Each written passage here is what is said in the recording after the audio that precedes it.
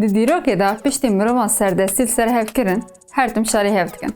Heta niha bi gelek amûran şer kirine. Şerê di navbera hêzan an jî dewletan de di salên dawî de şikirguher din. Êdî şer tenê bi fizîkî nayê kirin.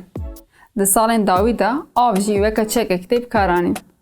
Dewleta Tirk di nav çend salên dawî de bi hemû derfetên xwe yên leşkerî û siyasî ji bo dijîtiya gelê Kurd bikaranî û hê jî bikartîne. Ji bo di vê polîtika xwe antî-Kurd de bi ser bikeve, serî li hemû rêw rêbazên qirêj dide. Tirkiye herî dawî li hember gelê Kurd ava Çemê Firatê wek çek bikaranî. Di sala 1987 de di navbera Iraq, Sûriye û Tirkiyeyê de ji bo ava Çemê Firatê hevpeyman hat îmzakirin. Di hevpeymanê de ava ku biherke nav sînorê Iraq û Sûriyeyê hat diyarkirin.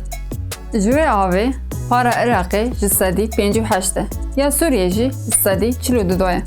Di heman protokolê de hat diyarkirin ku di saniyeyê de 500 metrekabik av biherke xaka Sûriyeyê.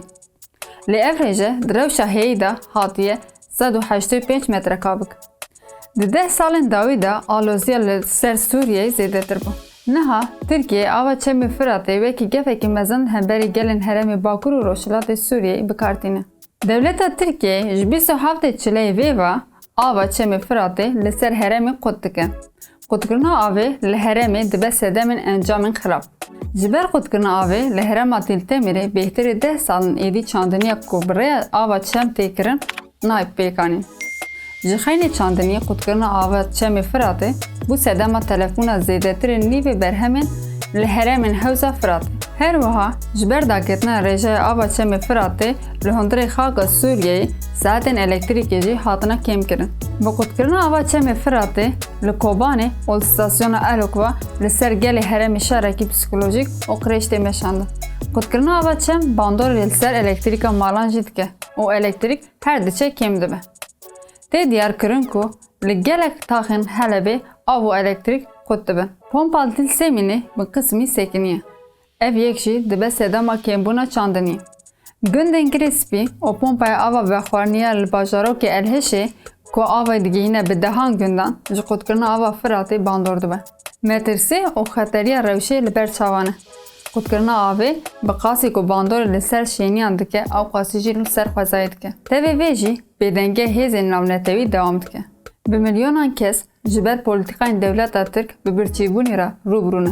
Tevî ku di peymanên navnetewî de tê gotin, dewletên cînar wek hev sûd ji avên Çem û rûbaran di nav dewletan de diherikin digirin jî dewleta Tirk biya xwe israr dike.